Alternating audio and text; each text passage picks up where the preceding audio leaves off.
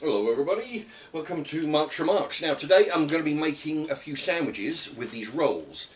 These are Co-op white rustic rolls, 40p each, 4 for a pound, so that works out as 25p each, so it's a bit of a bargain. Okay, I'm going to be putting a load of ingredients in here, so I'll show you as I go. Okay, they're individually wrapped. They're actually squarer than I'm used to. I like the round ones, but square ones okay. Anyway, I'm going to go ahead and cut these in half.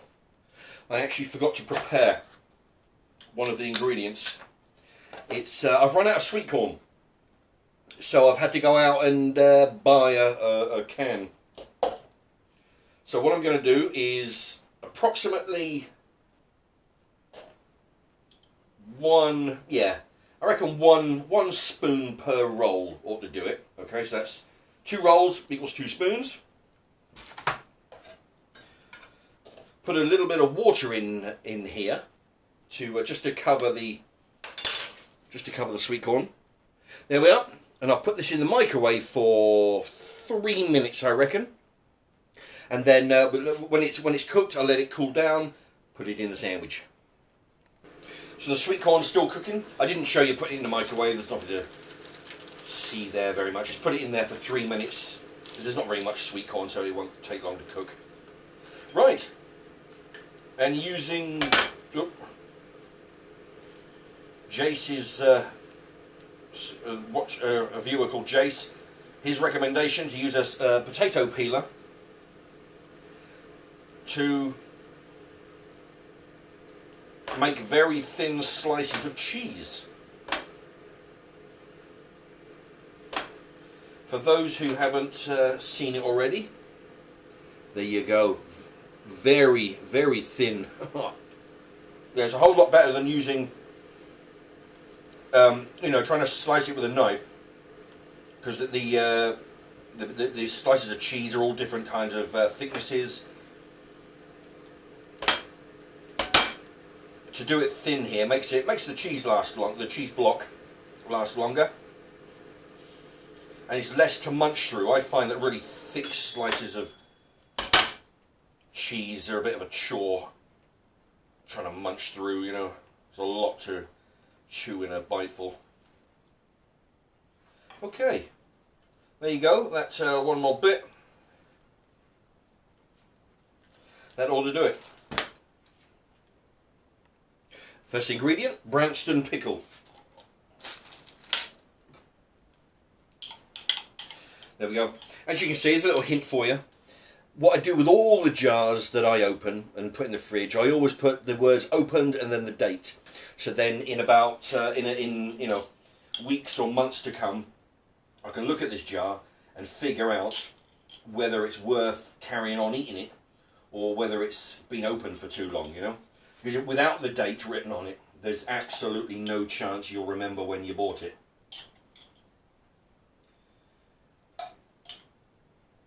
Alright, it's just one of those things, yeah, but on every jar, ketchup, mayonnaise, chutneys, Branston pickles over here, anything.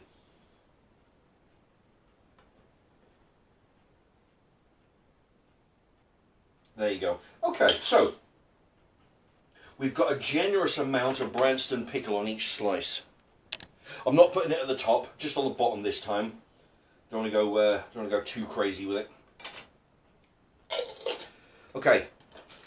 Next up is the cheese. There you go. Because it's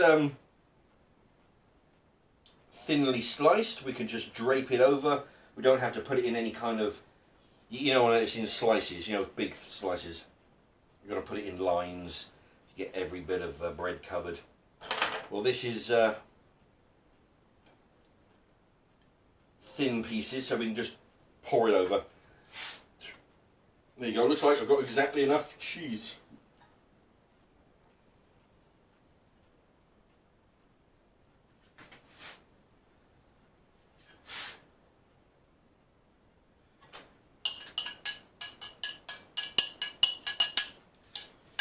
There we are. Now it's time for the corned beef. Still can't get this in a can, so I'm having to buy it in packets. Now what I'm going to do, because the bread is smaller than the actual slice, I'm going to cut the slice down the middle.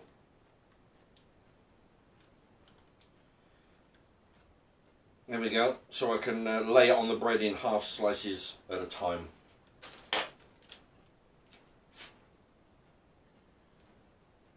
There. Okay, there's two. So now I can cut up a tomato. But before I do that, I'm going to cut up an onion. There we are, 33 pence from the Co-op. Way cheaper than the Co-op's own brand. Now, I'm going to, oh you can't see that. I'm going to cut the onion into slices. So then I can spread it through the sandwich. You see that? There you go. Just take a knife, cut it into slices there. It's not that easy with this particular knife. This is a serrated edge. It's better to use a straight, unserrated. There we are. 3 onions that I can put through the sandwich. Okay, then I'll go ahead and slice up the tomato. Yeah, see again, I'm using this serrated knife, and it's not easy cutting. I don't know what is going on here. Better with a sharpened regular blade. Okay, 2 bits of tomato on each sandwich. Now's the time for some sweet corn. Just having a bit of trouble staying in the sandwich.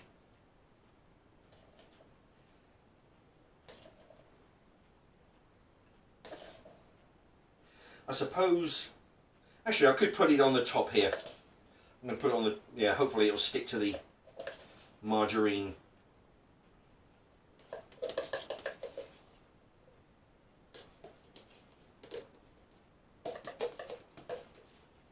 There. Hopefully it'll stick to the margarine there, so when I put it over it'll stay on there. A little bit of onion. You know, this is the pickled onion, which will give it an extra nice little bit of bite.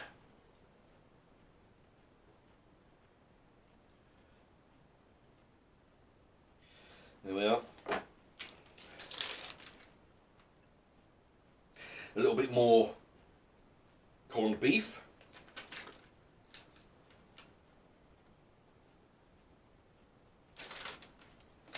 And that, I think, will do it. Okay, now I'm going to try and get the top on with the sweet corn. Okay, most of it stayed on there.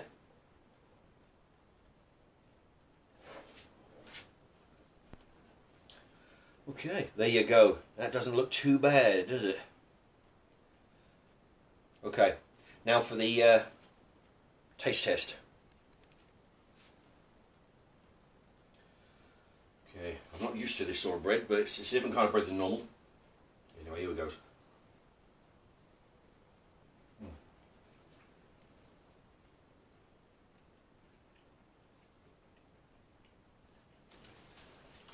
The bread is okay, actually. This is the Co-op rustic roll. It's a square roll, which is a slightly different roll than the round ones. But quite nice. A little bit harder on the base.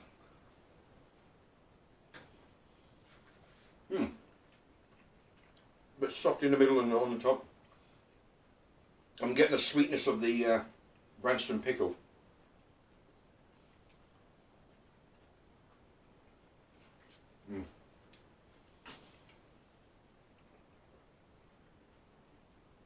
This is actually a good mix for a sandwich ingredient.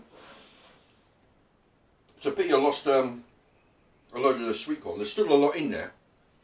But I think next time, this is a handy hint for you.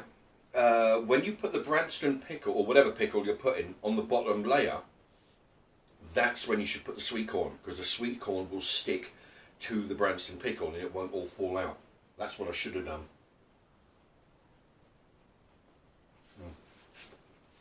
Yeah. That way it won't roll out. Tell you what, I'm getting the pickled onion.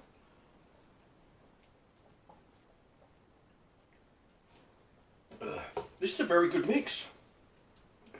I've done similar sandwiches to this before, but not with this sweet corn so much. But sweet corn goes with tuna, it goes with chicken, it goes with most meats in a sandwich, you know.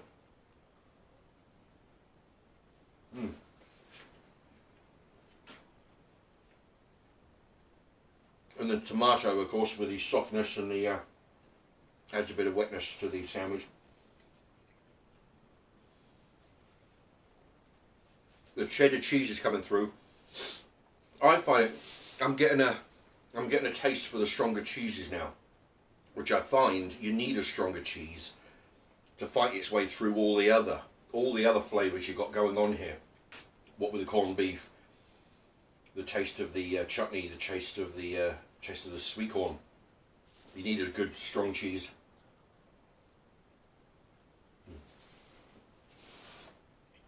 Yeah. A mild cheese, the taste will just get drowned out. You know? Yeah. There you have it. There's a very nice combination of ingredients. If you like that, let me know. Hit the thumbs up. Leave a comment. Let me know what you would put in there instead of whatever I put in there. What other what things would you've added? You know, maybe some pickle. Anyway, thanks very much for watching, and